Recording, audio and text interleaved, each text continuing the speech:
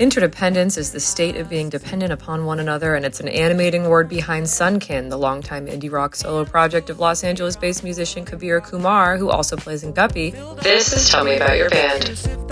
Would you please tell me about your band? So my band is called Sunkin. I've been doing it for 11 years or so. I started in college, and at first it was kind of like a psych folk band. We loved Animal Collective and Why. I did it with my friend from the internet, and then he didn't have enough money to keep coming out to the Bay, so it was just my band. Mm-hmm. Since then, it's kind of become like a just kind of vat for all of the musical things that I like. I'm a maximalist. I love interdependence. I really don't think that, you know, if you're making art or music, it's in a vacuum. The thing that makes me really happy is kind of bringing people into my tracks and kind of helping them with theirs and teaching them how to play my music and working on other people's songs. A lot of harmonies, a lot of cool, subtly complex guitar stuff. Do you remember what context you met your friend from the internet when you were first doing it? Not as a solo thing? It was on a webcomic forum.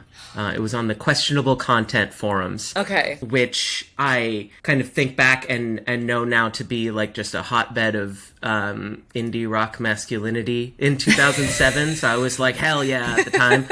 Less into that now, perhaps. It was cool to kind of meet people that I could then meet in person. And my friend Patrick, he's only really on the first and second Sunkin albums, but he's an incredible guitarist and harmonist, and I think taught me a lot. So he kind of helped set the tone for what Sunkin would be. I've made a lot of friends and kind of acquaintances and connections through the internet, and I guess I'm chronically online. And, you know, that has all of the depressive effects as that you would imagine, but it also, I'm very DM trigger happy. I will absolutely be like, hey, you want to collab on this? I love your music. And I didn't realize this, but I guess people are not generally like that.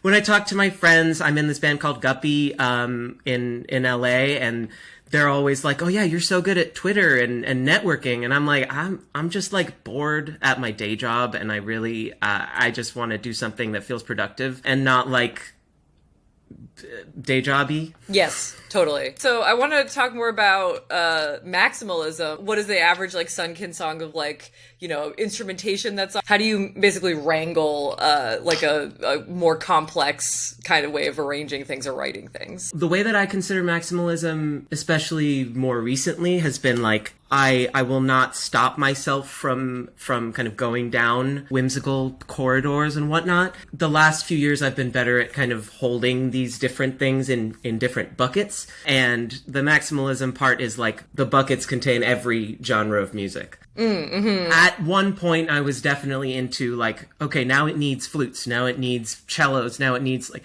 everything possible. And I've become better as I've played in other bands, wanting kind of a coherent, cohesive songiness. I'll do this thing where I go out to a genre place or go out to I'm going to add 50 orchestral instruments to this and then go all the way back. And I feel like that pendulum is what keeps it interesting. You play many instruments. What is your like maybe favorite to compose on, or like what do you kind of get more drawn naturally to when you're first writing? It would probably be guitar or keyboard. I am most experienced on guitar.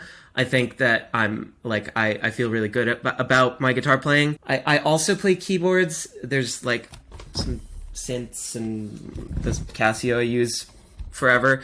But the weirder, more personal place that it starts, the better. These days, I've been starting songs with 2 notes on the keyboard and being like, okay, they can only have these 2 notes. And that's how I'll create progressions. Also, from the beginning of Sunkin's had like this special tuning, the Sunkin tuning, which is DADEAD for all the tuning nerds out there. And so that's also a lot of how I start my songs, like messing around with my tuning and finger picking. And so there's a whole like kind of finger picking vein of Sunkin, and then there's a 2 notes on the keyboard vein of Sunkin, and then there's a create a voice memo, make a droney pad part of Sunkin. So yeah.